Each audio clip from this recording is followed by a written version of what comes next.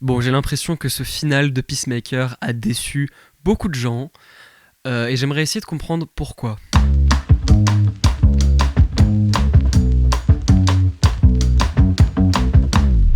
Bonjour à tous, j'espère que ça va bien. Bienvenue sur ma chaîne YouTube où on parle de pop culture dans un format podcast discussion. C'est chill, comme ce que vous êtes en train de regarder, vous pouvez vous poser, faire autre chose en même temps. Aujourd'hui, on parle donc du final de la saison 2 de Peacemaker. Alors, il y a eu une autre vidéo sur la chaîne il y a quelques semaines pour parler des 5 premiers épisodes que vous pouvez aller voir pour avoir un peu mon avis sur la première moitié et quelques de cette saison. On va donc parler des épisodes 6, 7 et 8, mais spécifiquement l'épisode 8 qui, comme je l'ai dit dans l'intro, a déçu beaucoup de gens. Il y aura évidemment des spoilers pour toute la saison et tout Peacemaker, voilà, cela va de soi. Alors, ça fait un petit moment que ce final est sorti, cette vidéo arrive plus tard que prévu, bref.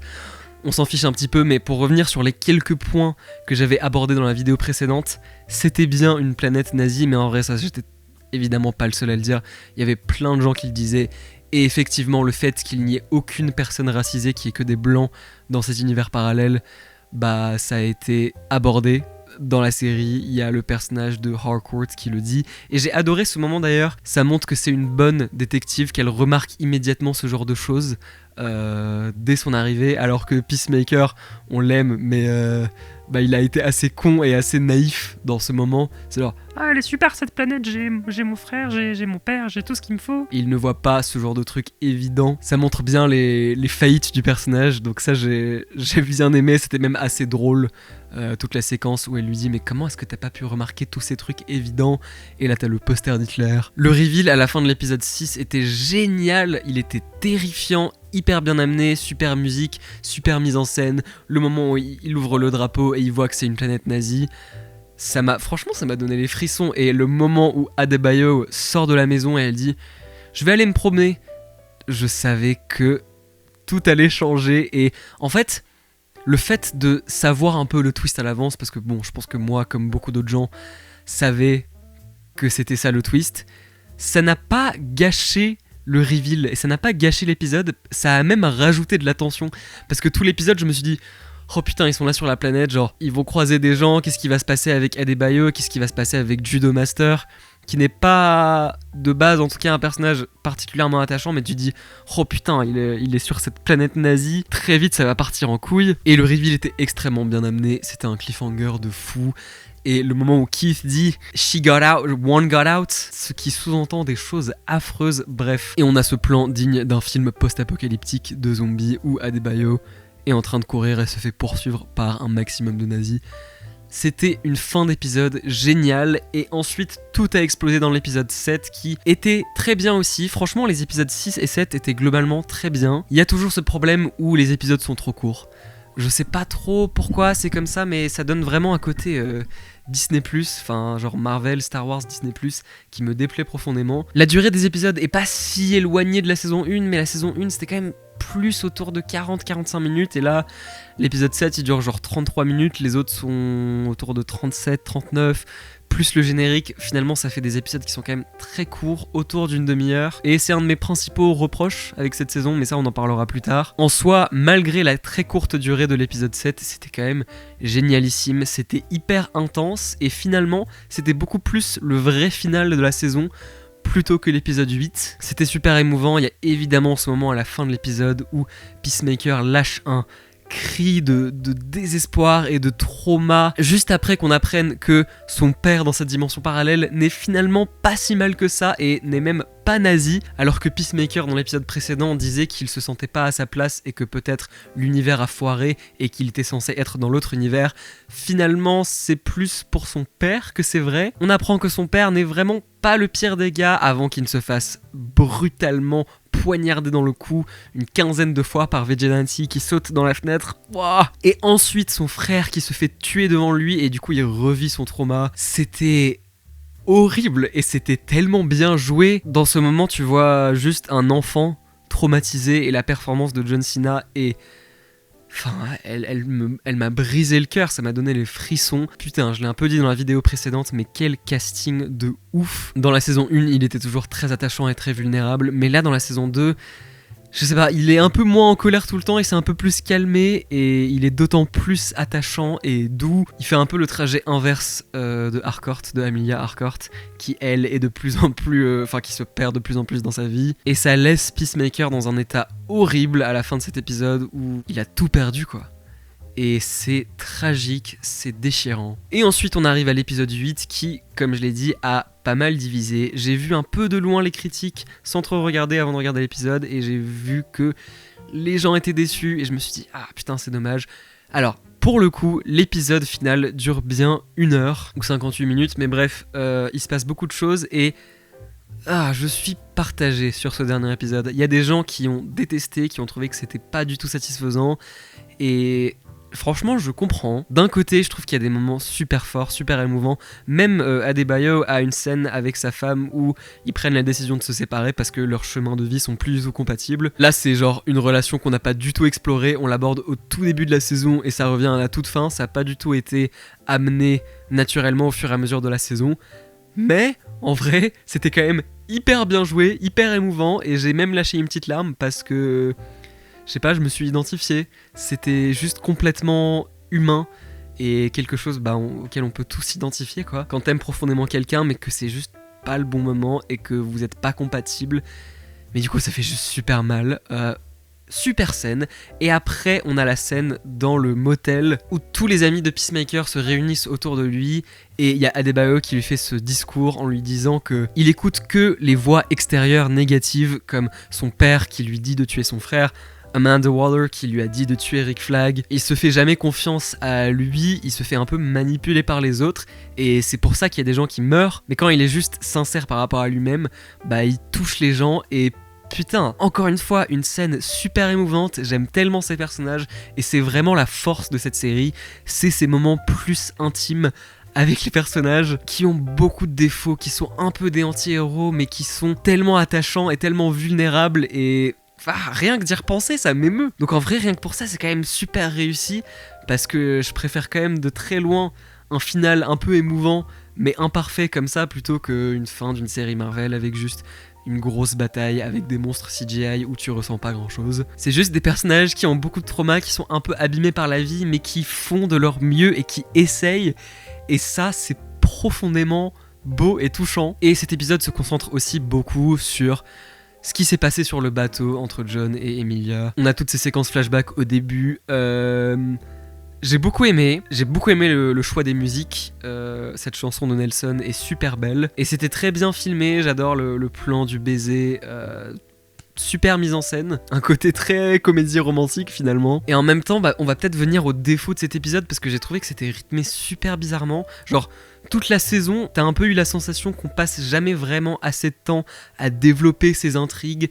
Et il y a des personnages qui sont un peu laissés de côté, notamment genre Adebayo et sa femme. Même Peacemaker lui-même, il y a des épisodes où il est que là pendant la moitié de l'épisode. Enfin, je sais pas. Ça aurait été cool d'avoir des épisodes de 45 minutes à 1 heure. Et là, on a un final de 1 heure, mais finalement, on se concentre que sur ces séquences dans le bateau, enfin en tout cas pendant une grosse partie de l'épisode, et c'est un choix assez curieux narrativement. Et après tout est résolu très vite, t'as toutes ces séquences où ils vont dans des dimensions parallèles, et en soi ça c'était génial, quand ils rencontrent les petites créatures dégueulasses, des petits pervers là. J'ai adoré le fait que ça soit juste complètement Willy Wonka et en même temps complètement fucked up, c'était très James Gunn, c'était complètement fou. On sent vraiment que c'est un univers de comics où il y a des choses absurdes comme ça qui peuvent arriver. Ça fait plaisir et on sent qu'il y a un peu plus de budget d'ailleurs qui a été mis dans ces séquences. J'ai bien aimé toute cette séquence un peu multivers, quitte à faire des trucs avec le multivers. Autant ne pas aller dans le fanservice. Genre là, c'était pas du tout du fanservice, c'était juste des mondes de zombies, des mondes d'aliens. C'était cool. Je sais pas pourquoi l'épisode parlait autant de ça, mais c'était quand même divertissant. Mais par contre, en soi, narrativement, c'est super bizarre. Tu commences à comprendre que Rick Flag, c'est vraiment pas un bon gars et qu'il est en train d'utiliser ces gens qui travaillent pour Argus juste pour trouver une putain de prison pour les méta. Il y a ce montage génial sur une chanson où on voit Rick Flag qui rigole avec ses collègues pendant que des gens meurent de façon horrible. Et tu te dis, ok, est-ce qu'il va y avoir une confrontation? Est-ce qu'il va y avoir une résolution, un climax?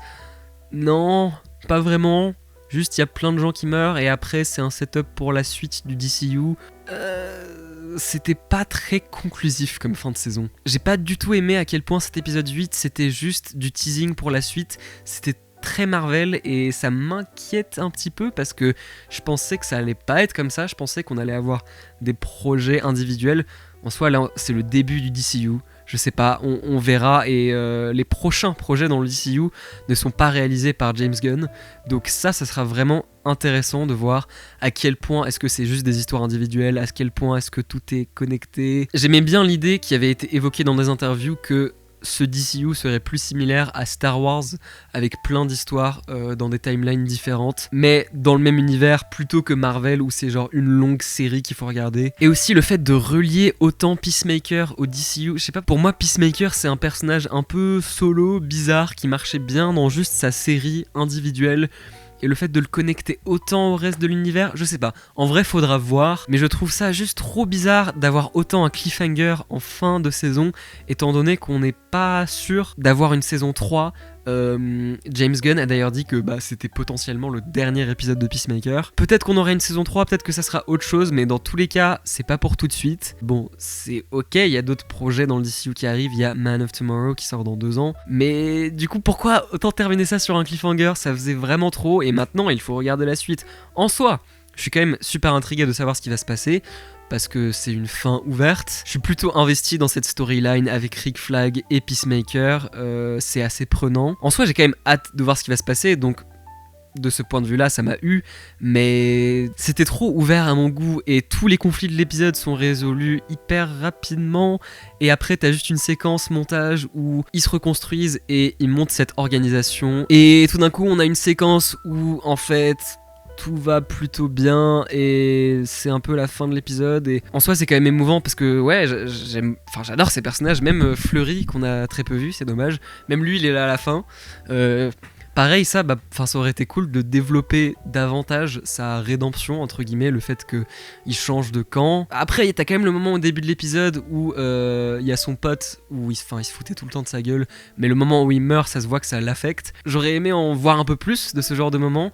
C'est super dommage, il y a plein de personnages secondaires qui sont un peu laissés de côté parce que les épisodes sont trop courts. Et voilà, tout se termine bien et en fait non, Peacemaker se fait kidnapper et il est dans cette dimension, dans cette prison pour les méta. Tout se passe super vite, ça s'enchaîne, t'as genre 3 séquences musicales dans l'épisode, j'adore les séquences musicales. Ça m'a pas déplu mais en vrai c'est juste un choix curieux, t'as un épisode tellement long et j'ai l'impression que 15 minutes de l'épisode c'est que des séquences musicales. Il y a un dosage un peu mieux à faire, tout s'enchaînait très rapidement, c'était à la fois beaucoup trop rapide et en même temps on passait trop de temps sur certains trucs. C'était un final rythmé très bizarrement et qui avait une fin ouverte que j'ai trouvé un peu frustrante. Et ces problèmes de rythme sont un peu inhérents à toute la saison. Ça commence de façon très solide et à partir de genre l'épisode 4-5, il y a beaucoup de fillers et il y a beaucoup d'épisodes où en vrai il se passe un peu rien. On avait dans cette saison le concept d'une planète nazie, une planète où les nazis ont gagné avec des personnages qu'on connaît bien mais du coup leur version différente sur cette planète et on a passé genre 30 minutes sur cette planète et après on revient directement chez nous dans le DCU. Pourquoi est-ce qu'il y avait 3 épisodes dédiés à Michael Rooker qui chasse des aigles plutôt que d'explorer ce concept hyper intéressant et hyper sombre? Je comprends pas, c'est un choix trop bizarre. L'idée de cette planète nazie et tout, concept trop intéressant qui est un peu mis de côté très rapidement. J'ai l'impression que cette saison se concentre sur des trucs un peu bizarres. Après, j'ai adoré la façon dont le multivers est utilisé, c'est bien mieux que dans tout autre film et série de super-héros récents où le but c'est juste d'explorer qu'est-ce qui se passerait si j'avais pris des décisions un peu différentes dans ma vie, est-ce que ma vie est meilleure dans ce monde? Finalement pas tant que ça. Ouais ok, ton frère et ton père sont encore en vie mais les nazis ont gagné, donc tout ça c'est super intéressant, mais j'ai juste trouvé ça dommage que ça soit pas plus exploré. Il y a un gros problème de rythme cette saison où il y a beaucoup d'épisodes où c'est juste Argus qui cherche Peacemaker et Peacemaker qui est un peu dans la merde et après il s'échappe. Et en fait il va peut-être se faire attraper, il faut attendre la semaine prochaine. Et la semaine prochaine, il y a Argus qui court après Peacemaker, mais après il s'échappe. Mais après il l'attrape. Mais après il le relâche. Mais après il le recherche. Cette saison, c'est juste Argus qui court après Peacemaker tout le long, c'est assez répétitif. Quand tu regardes les épisodes 3, 4, 5, 6, finalement, il se passe pas tant de choses. Et les séquences d'action sont aussi beaucoup moins marquantes que dans la saison 1. Le moment dans la saison 1 où Peacemaker doit se battre contre son père et tous ses potes du Ku Klux Klan là, c'est super émouvant et en même temps il y a des séquences d'action vraiment brutales. T'as le moment où John Economos explose avec une mitraillette, genre 30 nazis. Incroyable ce moment, il y a rien qui arrive à ce niveau dans la saison 2. Il y a quand même des séquences d'action qui sont cool, toutes les séquences dans le multivers que j'ai cité et toutes les séquences avec Amelia. Voilà, il y a plein de vraies cascades, c'est vraiment convaincant, c'est cool. Il y a des moments vraiment hauts en émotion dans cette saison 2 que j'ai adoré, donc en soi cette saison m'a quand même plu, c'était toujours un plaisir toutes les semaines, mais quand tu regardes au total, ça aurait peut-être dû être genre une mini-série de 5-6 épisodes ou un film de 2h, 2h20. Je sais pas, peut-être c'est HBO Max qui a insisté pour que ça soit une série de 8 épisodes. J'en sais rien, c'est un peu l'impression que ça donne parce que j'ai l'impression qu'il y avait vraiment pas assez d'histoire pour 8 épisodes. Je pense qu'un des gros problèmes, c'est comment ce final nous a été vendu.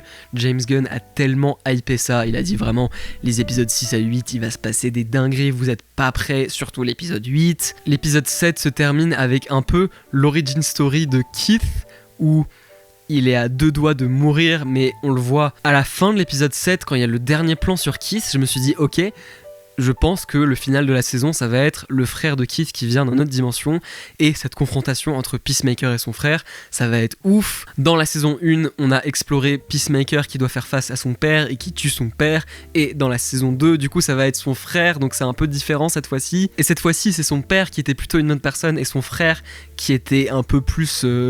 qui avait un peu plus la rage et qui avait vraiment envie de se venger. Tu te dis, ok, setup de ouf, j'ai trop hâte de voir ce qui va se passer, et finalement, l'épisode 8, c'est plus juste un épilogue qui se concentre sur des moments plus intimes avec les personnages et il n'y a pas vraiment de gros climax. Le gros climax, c'est plus l'épisode 7. Je pense que si on avait des attentes différentes, on aurait pu plus apprécier cet épisode et peut-être qu'avec le temps on pourra plus l'apprécier. Dernier petit point dont on peut parler, alors j'avais dit dans ma vidéo précédente que Superman allait probablement apparaître. Bon, je me suis trompé. Mais en vrai, est-ce que je me suis trompé tant que ça? Parce qu'il y a Lex Luthor qui apparaît dans l'épisode 6. C'était trop cool de revoir Lex Luthor. Il a une super scène. C'est drôle de le voir écrit dans cette série un peu plus adulte où il peut dire plus de dingueries. Et en même temps, on sent que c'est toujours le même personnage, mais il est un peu plus sombre, j'ai envie de dire, comparé à sa présence dans le film Superman. Et on comprend que Rick Flag Sr. et Lex Luthor commencent à travailler l'un avec l'autre. Et je pense qu'à un moment, Rick Flag Sr. il va se faire niquer par Lex Luthor, qui est probablement beaucoup plus intelligent que lui. Et je pense que Rick Flag, il prend un peu trop la grosse tête, il prend un peu trop la confiance. Et ça devient carrément un super méchant, même de façon un peu drastique et surprenante. J'ai pas trop l'impression de voir le même Rick Flag Sr. qu'on avait vu dans Creature Commandos, mais en soi, si c'est une évolution qui continue à travers tous ces projets, ça peut quand même marcher. Et aussi, dernier point, quand même pour terminer sur un point positif, c'est Vigilante qui est super, qui est extrêmement drôle. Quand il arrive sur cette planète alternative, tu te dis ok, est-ce qu'il va avoir une version méchante de lui? Est-ce que ça va être une version nazie de lui? Et j'ai adoré le fait que c'était juste exactement le même mec et il est tellement narcissique qu'il adore passer du temps avec lui-même. J'ai rarement vu ce personnage aussi content, c'était hyper drôle. La seule différence étant que ce Vigilante déteste Peacemaker et on comprend que Peacemaker dans cette dimension parallèle était pas le meilleur des gars, donc ce qui est quand même assez intéressant. Encore une fois, c'est un peu l'inverse de notre monde à nous. Bon les amis, vous aurez compris, je pense que je commence un peu à me répéter. Il y avait plein de bonnes choses dans cette saison. Le final était un peu décevant. J'ai pas détesté comme certaines personnes ont détesté sur internet. J'ai vu des avis un peu vénères. En soi, l'épisode 8 m'a quand même beaucoup touché. Et j'ai trouvé qu'il y avait plein de bonnes choses dans cette saison. Mais j'ai un peu la sensation qu'avec Peacemaker saison 2, où James Gunn a écrit tous les épisodes, et Superman, et le fait qu'il gère 10 000 autres projets chez DC, je pense qu'il a essayé de faire un peu trop de choses en même temps. En tout cas, c'est mon ressenti personnel. Et j'espère que James Gunn va pouvoir se concentrer sur juste un projet individuel à la fois. J'espère qu'il va juste se concentrer sur Man of Tomorrow, la sorte de semi-suite de Superman. En vrai, c'est la suite de Superman, le film avec Lex Luthor et Superman. Et maintenant, j'ai envie de voir d'autres projets par d'autres créateurs dans le DCU. J'adore James Gunn, j'adore son travail, et et j'adore son style d'écriture. Il n'empêche que ça commence à devenir un chouïa répétitif, avec des personnages qui sont un peu des connards, mais finalement t'apprends à les connaître, et ils sont attachants, et ils sont vulnérables, et en fait ils ont juste plein de traumas. Une séquence avec une chanson et des personnages qui marchent au ralenti vers la caméra, on a eu ça dans Les Gardiens de la Galaxie, The Suicide Squad, Creature Commandos et maintenant les 2 saisons de Peacemaker. Ça commence à faire un peu beaucoup, ça commence à un peu se répéter, et là pour l'instant le DCU c'est un peu juste le DCU de James Gunn. Les 3 projets qu'on a eu sont très James Gunn. À la limite Superman est un peu différent, c'est vrai, mais là j'ai envie de voir d'autres réalisateurs, d'autres auteurs écrire des histoires dans cet univers, et je serais curieux de voir à quel point chaque projet est différent d'un point de vue stylistique, d'écriture, de ton. Bref, je crois que le prochain projet c'est Lanterns, et ensuite il y a Supergirl et Clayface. Bref, c'est un peu le sujet d'une autre vidéo, limite j'en parlerai dans une autre vidéo. Je suis très intrigué. Je suis quand même optimiste pour le DCU, c'est pour moi beaucoup plus intéressant que le MCU en ce moment. Voilà, je vais mettre ma note pour la saison au global ici au-dessus de ma tête. C'est un peu dur de donner une note pour une saison au global avec certains épisodes que je trouve vraiment bien et d'autres qui sont un peu des fillers. Je sais pas, c'est ma note au global. N'hésitez pas à me dire ce que vous en avez pensé dans les commentaires, je serais vraiment curieux de voir parce que les avis sont assez partagés. J'ai vu un peu de tout. Je vais pas faire une fin de vidéo trop longue, je crois que je suis super fatigué. Je vais aller me reposer. Dites-moi tous vos avis dans les commentaires, je réponds à tous les commentaires. Il y aura des liens de moi et de tous mes réseaux sociaux dans la description ainsi que ma chaîne principale. Et je vous fais de gros bisous.